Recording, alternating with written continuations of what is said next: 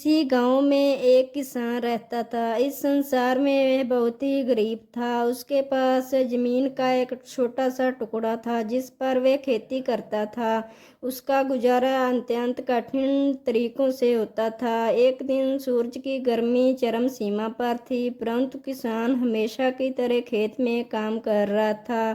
पसीने से लथपथ किसान बुवाई के लिए खेत जोत रहा था। इसी बीच खेत में खुदाई करते समय जमीन से एक बड़ा सा लकड़ी का बक्सा मिला। किसान ने सावधानी से बक्से को निकाला। पहले तो उसके समझ में नहीं आया कि बक्से का क्या करे। आखिर उसने बक्से को खेत के बाहर रख दिया। उसे साफ करके जो रोटियां वे घर से लाया था वह बक्से में रख दी और अपने काम में जुट गया। दोपहर को जब वे खाने के लिए रोटियां निकालने के लिए बक्से के पास गया तो वह हैरान रह गया। उसमें रोटियां ही रोटियां भरी हुई थी।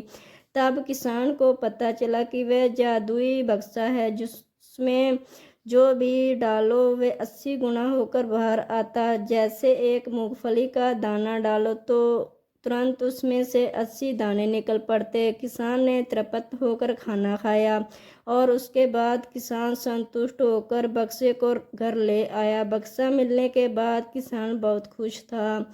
उसे लगा कि उसके सब दुख अब दूर हो जाएंगे।